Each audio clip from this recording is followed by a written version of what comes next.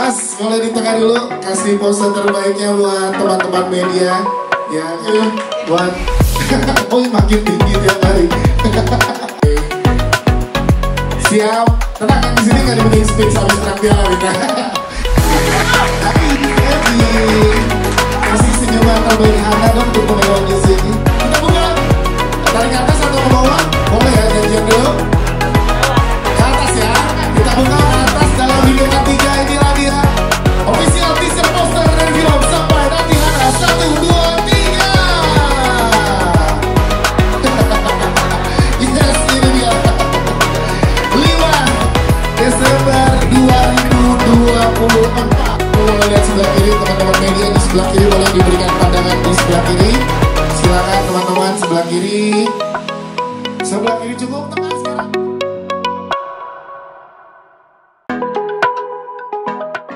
Film ini kolaborasi ya antara saya, Piklok, dan Fortius Film ya. Ini berisi tentang cerita cinta antara dua anak manusia yang dengan berbagai macam permasalahan hidupnya. Dan semua orang pasti punya cerita sendiri dan dihadapkan pada pilihan-pilihan hidup. Nah, cerita ini berkisar tentang itu.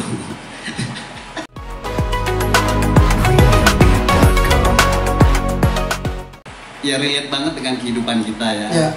Bahwa antara selama ini kita selalu berhadapan dengan kehidupan dua anak manusia yang harus antara memilih di dalam menentukan hidupnya sendiri. Dan saya pikir itu relate juga dengan kondisi-kondisi yang ada pada saat ini. Banyak gensi-gensi yang relate.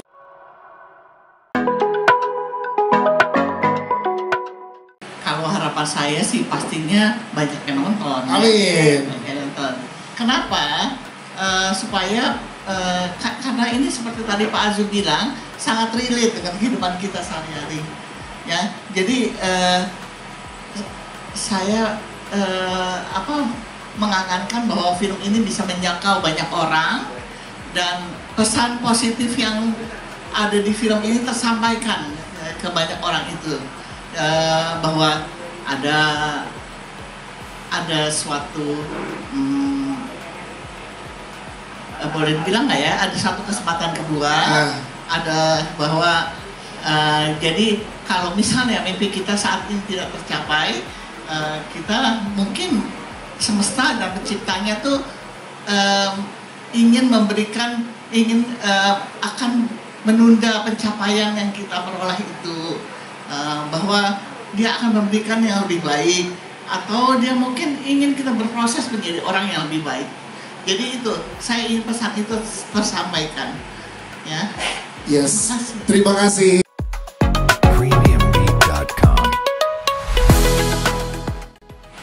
Selamat pagi teman-teman media, udah lama juga kita nggak jumpa ya.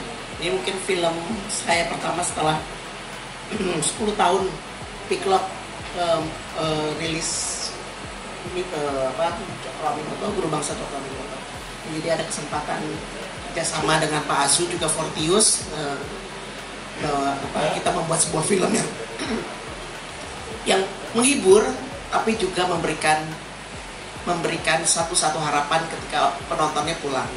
Jadi penonton pulang membawa sesuatu lah. Bahwa film ini mencoba memberikan sesuatu, misalnya jangan takutlah ngambil keputusan gitu. Berani mengambil keputusan gitu. Ya, Him ya. Nah, Him. Nah, berani ngambil keputusan katanya. Ya, karena kadang-kadang walaupun memang berat gitu, kita dihadapkan beberapa pilihan gitu ya.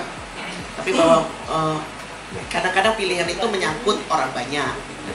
Kadang-kadang mungkin itu menyangkut keluarga, tapi bahwa ada hal-hal yang memang ya udahlah, beranilah ngambil resiko, diputuskan.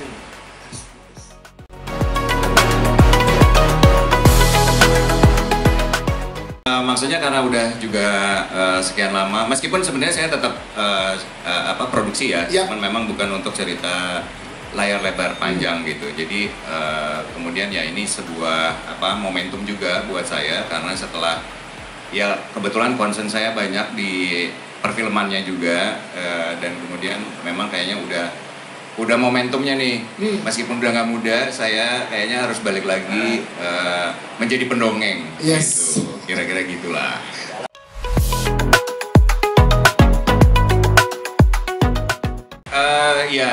Film Sampai Nanti Hana ini sebenarnya yang menarik bagi saya ketika kita di awal sekali mendevelop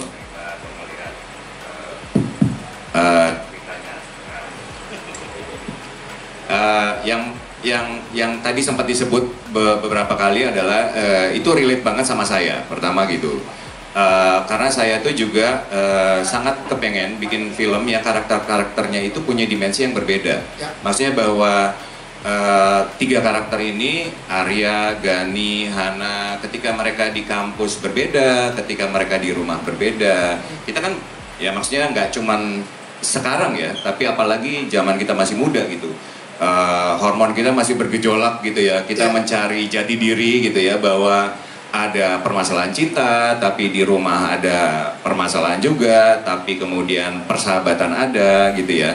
Ada urusan mungkin kritis sama negara misalnya gitu ya, jadi aktivis misalnya gitu. Tapi bahwa ketika kita jadi orang yang sangat pede di kampus, belum tentu kita jadi orang yang sangat pede di rumah gitu.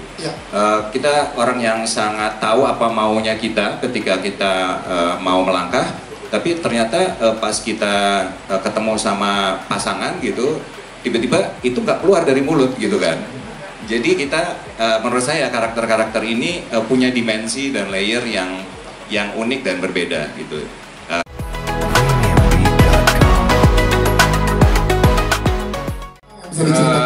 Prosesnya sih sebenarnya nggak lama-lama ya, karena mereka semua udah dikenal, pengalaman syutingnya banyak sekali. Terus terang saya merasa sangat beruntung gitu ya, karena kalau sama mereka kayaknya saya nggak perlu banyak nge-brief sebenarnya. Artinya saya dipertemukan dengan komposisi dan aktor-aktor yang istilahnya punya pengalamannya sudah panjang dan extraordinary menurut saya gitu. Karena ini bukan cuma masalah acting ya, kalau kita ngomongin persahabatan, ngomongin cinta ya, tapi juga chemistry. Dan chemistry itu nggak bisa dimatematika-in gitu. Kita maunya ke kanan, tiba-tiba ada energi yang ke kiri gitu. Oh, ini lagi build chemistry tuh, dia tuh. Itu dia chemistry. Oh ya, Ohim juga. Jadi memang vibrasi itu yang saya cari, dan beruntung bisa mendapatkan teman-teman dan berpartner, nggak cuma hanya pemainnya tapi tim, dan kemudian tim dari semua yang ada di sini.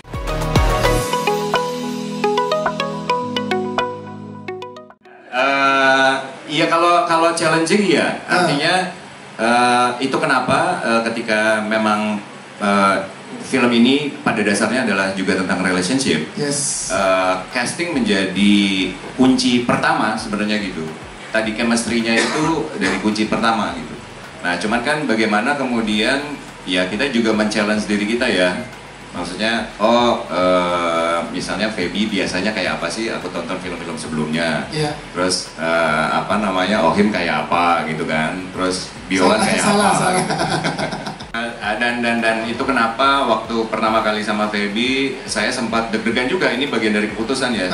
Kalau misalnya kamu rambutnya pendek kayak apa ya gitu. Jadi ini salah satu yang menurut sayanya juga sakit perut karena kan dia rambutnya aslinya panjang.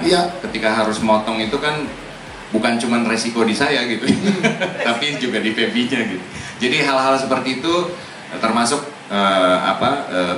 Bio biasanya memerankan yang seperti apa, termasuk Ohim yang seperti apa gitu. Jadi mudah-mudahan ya ini semua chemistry-nya works dan bisa relatable sama kita semua. Terima kasih Mas Agus.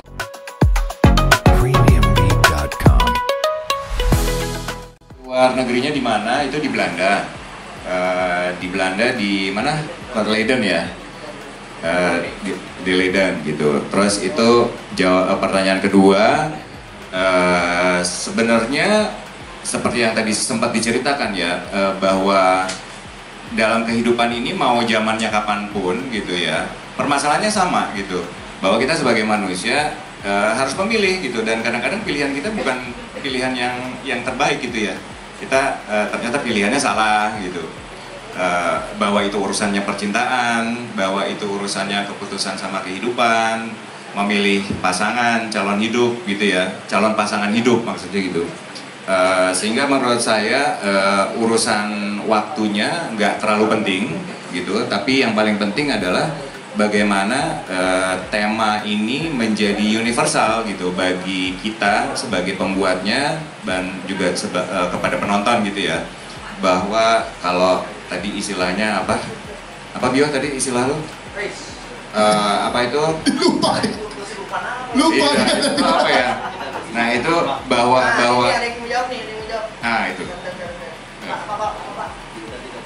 Sepakat dengan waktu. Cinta tidak selalu bersepakat dengan waktu. Cinta tidak selalu bersepakat dengan gitu. Waktu. Mau zaman dulu, mau zaman sekarang, mau tahun depan pasti begitu juga sih. Betul. Gitu. Itu lintas generasi lah. Permasalahan cinta itu lintas generasi lah. Semua generasi akan merasakan. Karena generasi saya masih bercinta juga. Iya, semua generasi bercinta. Cinta is everywhere.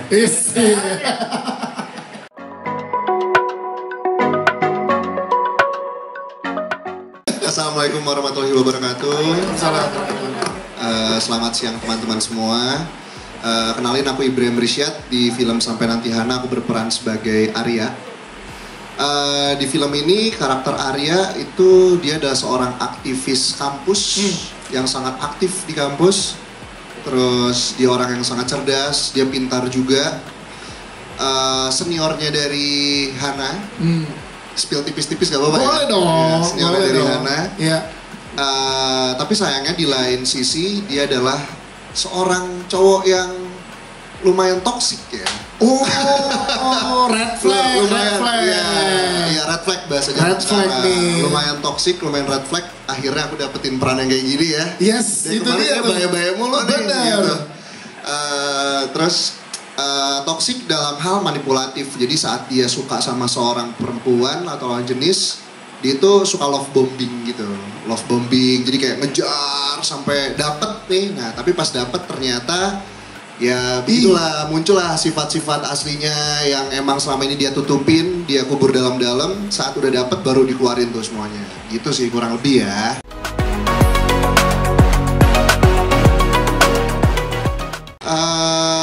Kebetulan ada beberapa kesamaan sama karakternya Arya. Jadi dulu waktu bukan Nanya nih. udah tahu banget nih pasti Iya. gitu. Bukan. Jangan dipotong di situ ya teman-teman media ya. Kita ke arah positifnya dulu nih. Potongnya situ banyak kesamaan. Kesamaannya awal dulu. Iya. Jadi kesamaannya itu adalah kebetulan kan aku masih bisa merasakan 90-an itu seperti apalah. Kan aku lahir juga di tahun 90-an ya, 93. Iya. Jadi saat bertumbuh besar aku masih bisa merasakan gimana sih nuansa-nuansa tahun 90, 2000 awal itu seperti apa gitu saat beranjak dewasa. Terus kebetulan juga aku di kampus cukup aktif. Ya, sempat jadi aktivis mahasiswa juga. Jadi masih ada apa ya, kayak relate-nya gitu sama kehidupan aku gitu. Terus love bombingnya enggak kebetulan. Toxic red flag-nya kayaknya enggak ya, karena aku kalau misalkan sama perempuan pasti akan pelan-pelan. Beda di situnya, pelan-pelan, terus ya diliatin sisi-sisi jeleknya juga gitu. Beda sama Arya, karena di sini tokoh Arya itu kenapa dia bisa jadi seperti itu, karena itu ada tekanan dari keluarganya, terus tekanan dari lingkungannya yang membuat dia menjadi seorang laki-laki yang apa ya, harus bisa menutupi kekurangan dia, tapi dia tuh sebenarnya cowok perfect. Cowok perfect. Menurut lu, kalau menurut Hana, perfect kan? Awalnya. Jadi cowok perfect, tapi ya sayangnya memang mungkin ada sifat-sifat dia yang kurang oke lah. Oke, bisa nanti lengkapnya kita lihat. Gambarkan memang perfect sekali maksudnya. Dia cakep.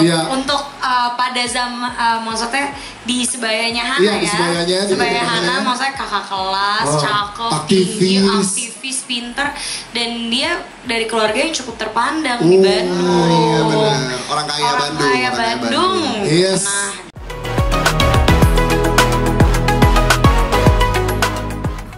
Berperan sebagai Gani. Kalau yang belum tahu atau yang baru datang, pemirsa di luar sana. Kita lagi ngomongin film Sampai Nanti Hana. Menurut saya, Bio, film ini sebenarnya bercerita tentang cinta yang tidak selalu setuju dengan waktu, atau kebalikannya, waktu juga tidak pernah sepakat sama cinta. Jadi kita nih sebenarnya semua ngerasain itu tentang ngomongin relasi atau relevansi. Kita semua pasti pernah belajar bagaimana cinta itu kadang-kadang tidak bersahabat dengan waktu gitu. Jadi Gani sendiri sangat merasakan bagaimana cinta yang bertengkar dengan waktu, dan dia memperjuangkan cinta daripada waktunya sendiri gitu. Lebih lengkapnya nanti lihat di Wikipedia.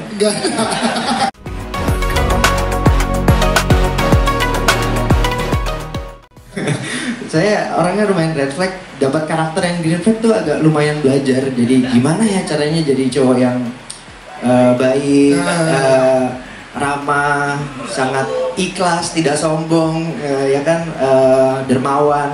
Padahal nggak ada duitnya. Orang dermawan tuh kalau nggak ada duitnya gimana sih? Terus apa ya, maksudnya jadi orang green flag tuh gue bahkan nggak tahu ciri-cirinya gimana. Jadi Gani tuh orangnya sangat green flag, dia penyayang, sangat sabar, perhatian. Dia juga sangat kritis terhadap lingkungan sosialnya seperti apa, sama-sama aktivis seperti Arya, bedanya nggak tinggi aja. Tapi nanti di film ini kita akan menyaksikan dan kita akan berrelasi sangat kuat dengan Gani dan kita merasakan bagaimana tadi bahwa cinta tidak selalu sepakat dengan waktu.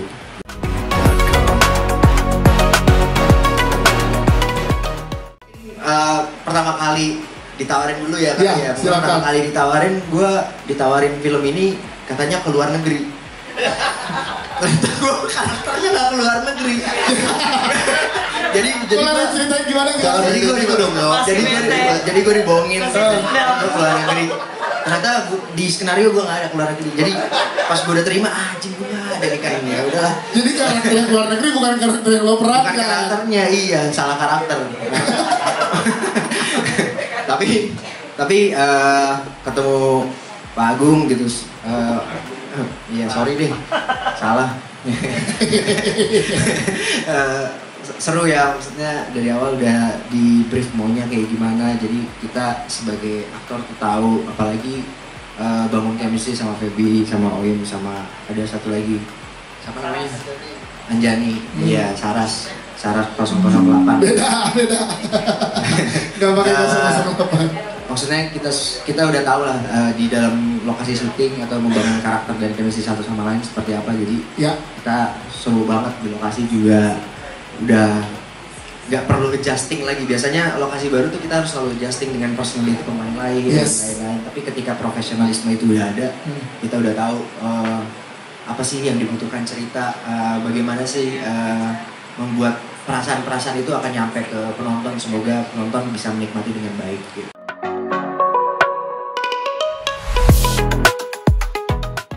Peran sebagai Gani sebenarnya ngikutin karakternya Mas Agung aja. Dia sangat green flag di mata gue soalnya. Soalnya kan standar orang green flag beda-beda ya, betul, karakternya ya. Jadi menurut gue green flagnya Mas Agung aja udah green flag gitu. Orang gue udah red flag banget gue. Tapi fun fact-nya lagi adalah kalau ngomongin tentang banyak take di lokasi syuting, hari pertama itu kita shot pertama berapa take ya? 27 take.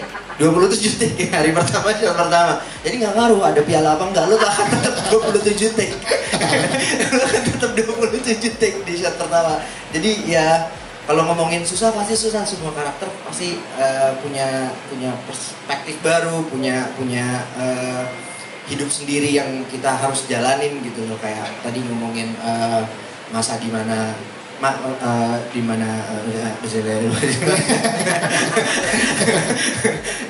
mana waktunya berbeda, terus di mana tempatnya berbeda, pasti akan punya pribadi yang berbeda juga gitu. Jadi gue ngejalanin Gani sebenarnya lebih banyak ke nahannya aja, nahan impulsi yang dari tadi lo lihat gitu, kayak apa namanya, intrusive thoughts kalau kata anak TikTok yang sekarang gitu. Lo jalanin terus gitu, tapi nah itu gua tahan aja, jadi akan jadi cowok yang kelihatannya baik-baik padahal di dalamnya sedang bergejolak gitu.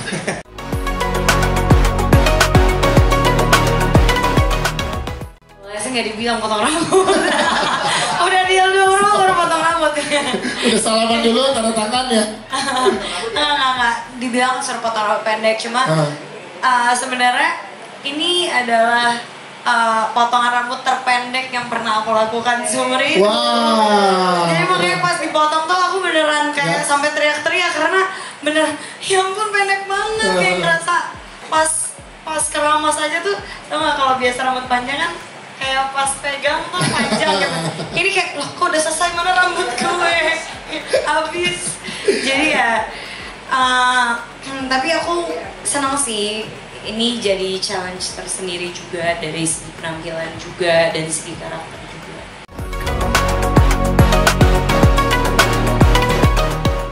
Kebetulan kalau untuk karakter Hana, kayaknya aku baru pertama kali sih dapat karakter yang seperti Hana ini. Dia cewek cukup tomboy, cuek, tapi dia tuh punya ambisi yang kuat. Dia juga punya mimpi dan cita-cita yang besar sekali sebagai seorang perempuan ya. Tapi sayangnya dia cukup terbentur sama kondisi dan mindset keluarga yang agak konservatif, yang kalau misalnya ya perempuan ya habis kuliah ya udah nikah gitu, nggak ada tuh S2 atau pergi ke luar negeri nyambung lagi atau kerja karir tuh nggak, maksudnya perempuan ya jadi ibu rumah tangga di dapur gitu. Jadi karena dia terbentur sama situasi keluarga yang buat dia nggak nyaman, dia akhirnya melarikan diri, ibaratnya dia melarikan diri melalui jalan pernikahan gitu. Tapi ternyata dia kira solusi kan dari semua masalah hidup, gue nikah, gue bisa keluar, at least keluar dari keluarga dulu deh. Gue abis itu bisa sekolah lagi mungkin, tapi ternyata dia kembali terjebak sama dia kembali terjebak sama yang menurut aku same old problem gitu, same old problem, karena ya mungkin akhirnya dia menemukan bahwa dia sendiri belum berdamai gitu. Jadi akhirnya ketemu sama keluarga yang sama lagi.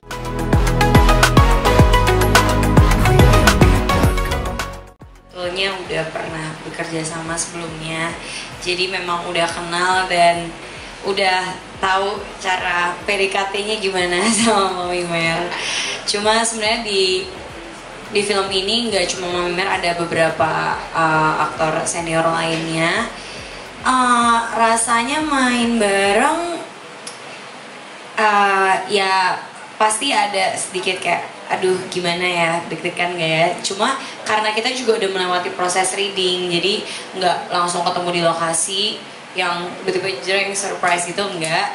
Jadi kita udah reading, udah ngobrol, udah sempat latihan adegan juga, ngobrol banyak juga bertiga sama Om Agung juga. Jadinya ya jadi lebih luas dan lebih enak sih menjalani adegannya gitu. Dan maksudnya Mami Merah juga sangat terbuka, sangat open buat ngobrol. Kayaknya enaknya kalau aku kayak gini, Mami Merah bakalan kayak gimana, saling ngasih input dan masukan juga. Jadinya enak sih, aman aja. Siap.